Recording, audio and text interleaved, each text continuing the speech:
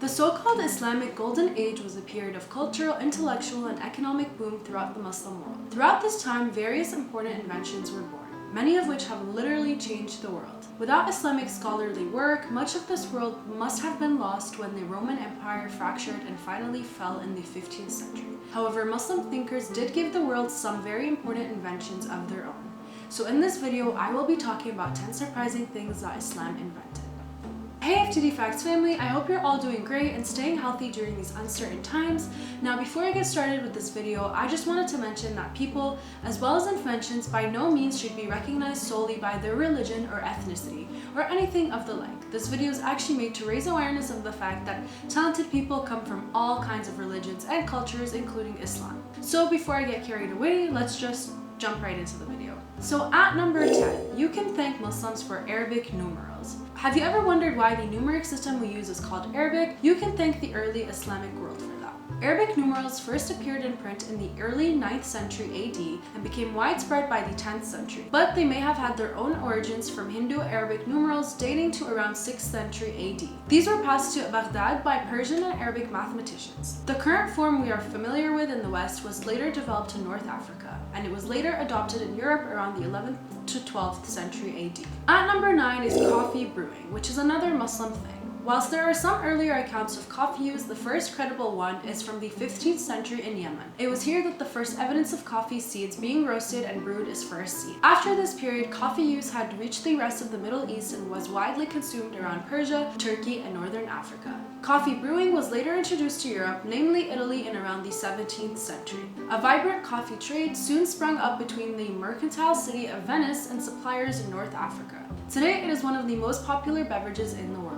So at number 8 is the modern standing army, which was also Muslim. Much to the dismay of Europe during the late Middle Ages, the first modern standing army was developed by the Ottoman Empire. Whilst technically speaking a slave army, the Janissaries were the first modern example of a standing army in Europe. Records show that they were most likely formed in around the 14th century AD.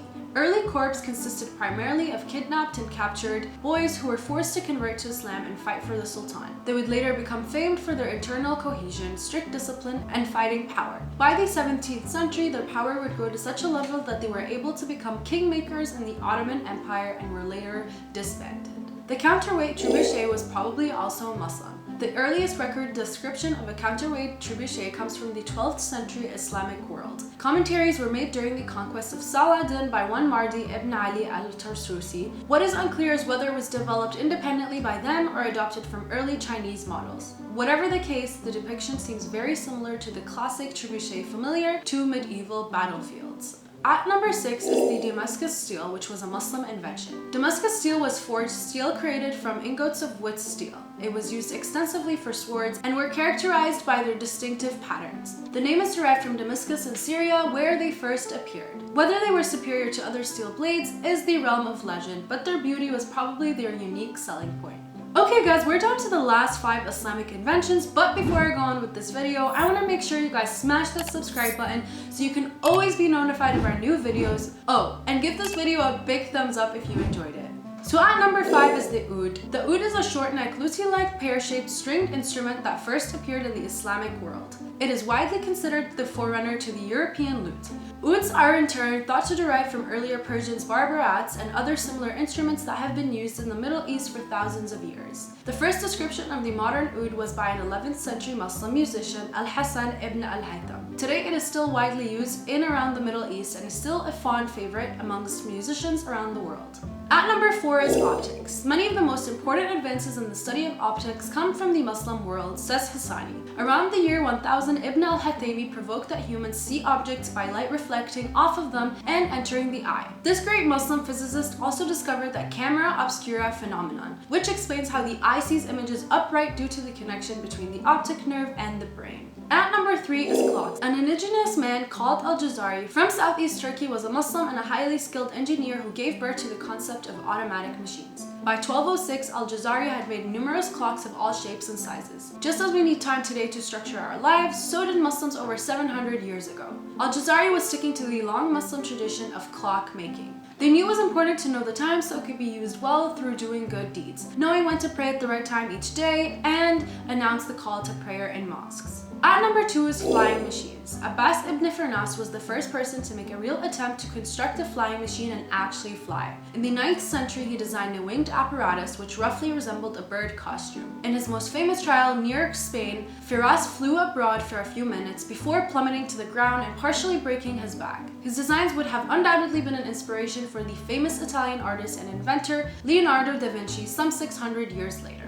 Last but not least is maps. Maps have helped people find their way for about 3,500 years, the earliest ones being on clay tablets. The introduction of paper was a huge leap forward in the art of map making. Modern technology uses a system of satellites and other receiving devices to compute positions on the Earth. Back in history, maps were made from travelers' and pilgrims' account. The bug of traveling had bitten the 7th century Muslims, and they soon began to leave their homes for trade and for religious reasons to explore the world they lived in. They walked routes, sometimes simply gathering knowledge about new places. When they returned, they gave accounts of the people and sites that they had encountered. Okay guys, that's all I have for you for this video. As you can see, talented inventions come from so many diverse backgrounds. And again, this video is not to put any religions at a higher pedestal than other, but rather to emphasize that every religion is beautiful and breeds beautiful people with great inventions in many fields that are constantly changing the world. Before I leave this video, I'm gonna leave you guys with another video that you have to check out. Trust me. Oh, and make sure to check out my Instagram and YouTube channel down below to see what I'm up to. I look forward to seeing you guys in our next video. Bye!